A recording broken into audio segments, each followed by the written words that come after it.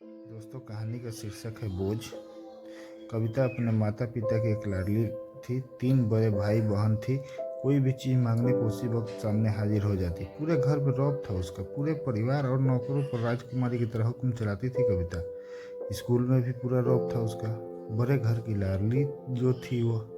ऐसे ही उसने कॉलेज में दाखिला लिया। उसके ठाठ बाट, बड़ी गाड़ी में आना जाना, हर दिन नया फैशन देख हर कोई उससे दोस्ती करना चाहता था। थोड़े ही दिनों में उससे बहुत से दोस्त बन गए। पूरे कॉलेज में उसकी अपनी ही एक पहचान थी। इन दिनों उसके घर एक रिश्ता आया। खानदानी लोग थे और पापा की पुरानी जान पहचान थी उनके साथ। कविता के साथ कोई ज़बरदस्ती नहीं थी और कविता ने भी हाँ कर दी, क्योंकि वह अपने परिवार से बहुत प्यार करती थी। वह जानती थी कि वह लोग उसका अच्छा ही सोचेंगे। लड़के का नाम राज था। राज काफ़ी पढ़ा लिखा और समझदार लड़का था। ससुराल वाले भी बहुत अच्छे थे। ससुराल में कविता की जगह वैसी ही थी जैसे मायके में।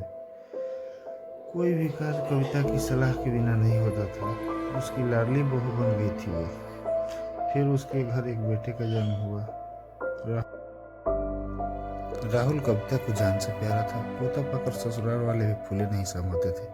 कविता कभी कभी सोचती थी कि उसकी किस्मत कितनी अच्छी है। उसका हर अपना उसे कितना प्यार करता है।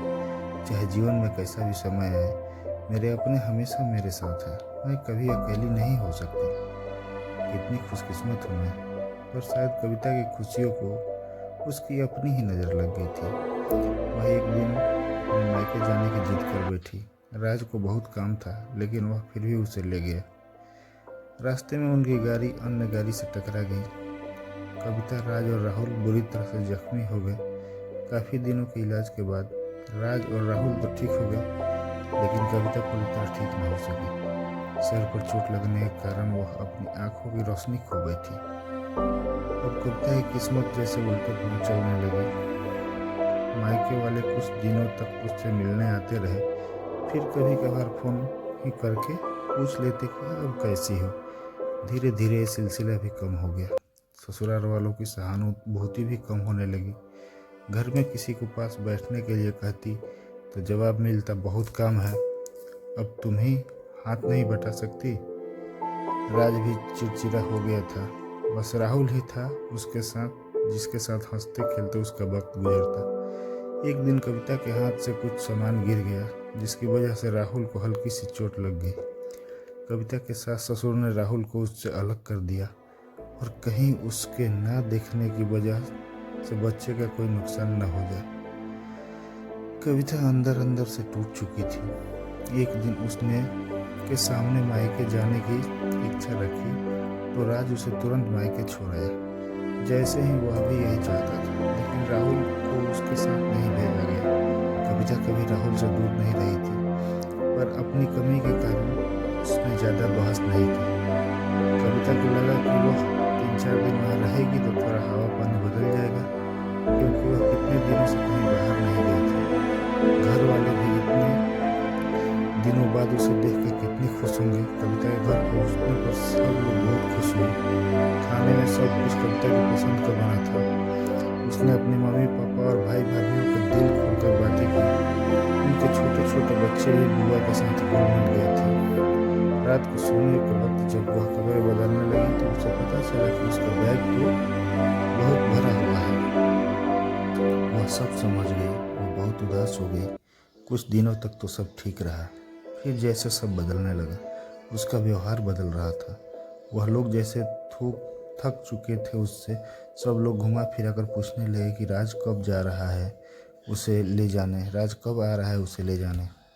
वह बहाना बना देती, जबकि वह जानती थी कि उस घर में अब उसके लिए कोई जगह नहीं है। कविता से के चलते वक्त कुछ न कुछ नुकसान हो जाता। थोड़ी बहुत टोका टोकी उसे सुनाई देती, वह टाल देती। एक दिन उसके हाथ से लगकर एक कीमती फूलदान टूट गया। छोटी भाभी ने बहुत हंगामा मचाया। कविता के माता पिता रोज रोज के झमेले से तंग आ गए थे। उन्होंने राज को खुद से फोन कर दिया। राज कविता को अपने घर ले गया। कविता को अपने परिवार वालों से ये उम्मीद न थी। जिस कविता के कहे बिना घर से एक पत्ता भी नहीं हिलता था, उस घर के लिए अब वह बोझ बन चुकी थी। राज के साथ ससुराल आते वक्त वह बहुत खुश थी, क्योंकि वह अपने घर जा रही थी। अपने जिगर के टुकड़े राहुल के पास। परंतु यह खुशी भी कुछ पल की ही थी। सारा बंदोबस्त पहले ही किया हुआ था। कविता को सीधे ऊपर वाले कमरे में पहुंचा दिया गया। राहुल से दूर रखने की सख्त हिदायत चेतावनी दे दी गई। एक काम वाली लता को उसकी जिम्मेदारी सौंपी गई, जो उसके खाने पहनने जैसी ज़रूरतों का ध्यान रखती। कविता ज़्यादा तक चुप ही रहती। कभी कभी काम वाली लता से थोड़ा बतिया लेती। उसके जरिए राहुल का पता चल जाता। सबकी लाडली बेटी और बहू सबके लिए लाडली से बोझ बन चुकी थी।